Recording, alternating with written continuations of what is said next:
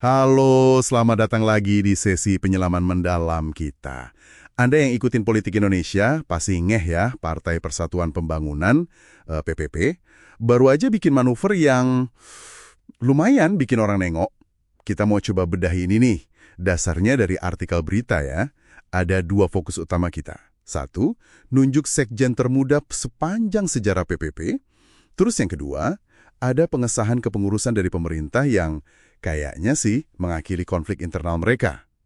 Nah, misi kita hari ini yaitu coba kupas strateginya apa sih di balik ini semua. Risikonya gimana, terus dampaknya buat PPP ke depan, apalagi mau pemilu 2029 nih. Oke, kita mulai aja ya. Kita awali dari yang paling, wah gitu ya, penunjukan Imam Fauzan. Umurnya baru 29 tahun, jadi sekjen PPP. Ini kan nggak biasa banget ya, bisa dibilang cukup berani lah ya. Sumber kita nyebutin beberapa alasan nih. Pertama, ya jelas, upaya rebranding gede-gedean. Kan kemarin PPP gagal masuk DPR. Jadi, perlu banget citra baru, biar nggak dicap partai orang tua terus. Kedua, ya ini strategi elektoral, ngincer pemilih muda. Ada kutipan dari Ketua Bapilu PPP Sulsel, Yusran Sofyan, katanya ini penting buat merepresentasikan anak-anak muda. Masuk akal sih. Ketiga, kayaknya nih ya, ada semacam deal-deal politik gitulah sebelum muktamar-muktamar. Itu kongres partainya ya. Jadi penunjukan ini bagian dari konsensus internal juga buat nyestabilin partai. Nah, ini yang menarik buat dicermati lebih jauh itu. Ya, siapa Imam Fauzan ini kan? Beliau ini putranya Wakil Ketua Umum DPP-PP Pak Amir Uskara. Otomatis kan, langsung nyala itu alarm soal potensi dinasti politik. Walaupun dibungkusnya regenerasi, ya, risiko persepsi publik soal nepotisme itu ada banget dan bisa jadi kontraproduktif sama upaya rebranding tadi. Oh iya, bener juga ya. Jadi beban pembuktian buat Imam Fauzan ini, wah berat banget. Dia harus bisa nunjukin kapasitasnya, bukan cuma karena koneksi keluarga. Terus lompatan karirnya kan juga lumayan ya. Dari anggota DPRD Provinsi termuda, langsung jadi sekjen partai level nasional. Ngurusin mesin partai segede PPP itu kan ya beda tantangannya, butuh pengalaman.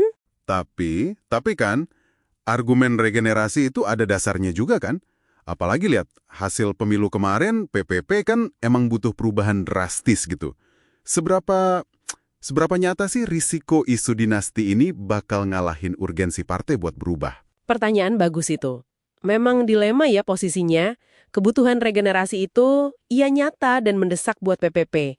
Hasil kemarin itu sinyal keras kalau cara lama udah nggak jalan.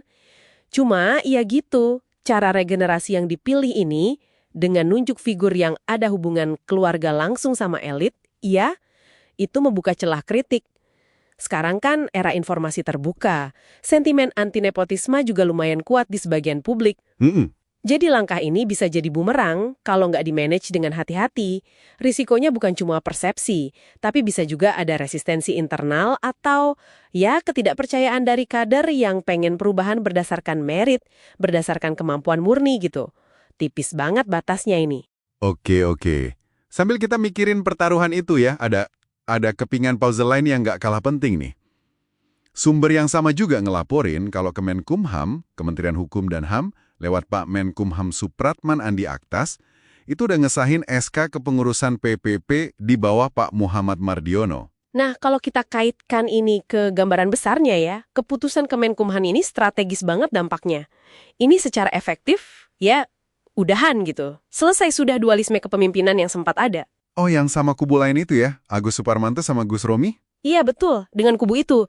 Pengesahan ini kan ngasih legitimasi hukum tunggal, status de jure lah istilahnya, ke kepengurusan Pak Mardiono. Artinya apa? Artinya partai sekarang punya dasar hukum yang kuat, buat jalan, buat konsolidasi ke dalam, dan yang paling penting ya, buat nyiapin strategi pemilu 2029 tanpa keganggu konflik internal lagi. Kubu sebelah jadi ya susah gerak secara hukum. Oh, jadi nyambung ya antara pengesahan ini sama penunjukan sekjen muda tadi.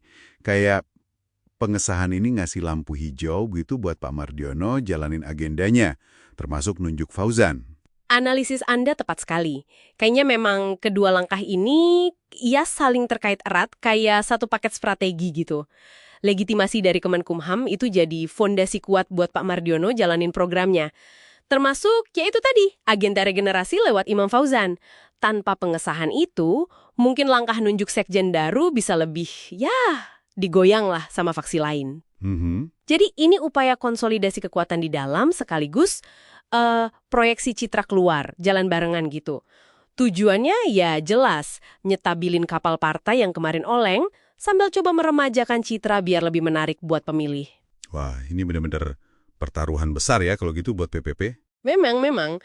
PPP ini sekarang di persimpangan jalan yang krusial banget. Di satu sisi ada potensi nih buat narik simpati publik lagi, khususnya anak muda, buat revitalisasi partai lah. Penunjukan sekjen muda ini bisa jadi simbol perubahan kuat. Kalau berhasil ya. Tapi di sisi lain, ya itu tadi, bayang-bayang isu dinasti politiknya nyata dan bisa ngeganggu. Plus, tantangan mimpin operasional partai nasional dengan pengalaman sekjen yang relatif baru itu nggak bisa dianggap enteng juga. Jadi kuncinya di pembuktian ya? Betul. Keberhasilan strategi ini bakal sangat tergantung pada dua hal. Pertama, ya kemampuan Imam Fauzan sendiri ngebuktiin dia kompeten dan independen. Kedua, kemampuan seluruh pengurus baru buat meyakinkan publik dan kader kalau ini ya reformasi beneran buat partai, bukan cuma main kuasa elit aja. Gagal di salah satu ini, wah bisa repot PPP ke depan. Oke, ini jadi bawa kita ke pertanyaan penutup yang menarik nih buat Anda renungkan juga di rumah. Sebenarnya seberapa besar sih tantangan buat partai politik di Indonesia sekarang ini? Buat nyiimbangin antara butuhnya regenerasi kader yang asli, yang beneran muncul dari bawah gitu ya, dengan ya realitas struktur kuasa di internal partai yang seringkali masih kental banget sama jaringan keluarga atau patronase. Dan gimana persepsi publik kita yang lumayan sensitif ya sama isu dinasti politik ini, bisa banget ngaruhin atau bahkan mungkin yang ngegagalin upaya partai buat berbenah dan nyari dukungan baru. Kasus PPP ini kan ya contoh studi kasus yang relevan banget buat kita pikirin sama-sama. Download Tribun X sekarang. Menghadirkan lokal menjadi Indonesia.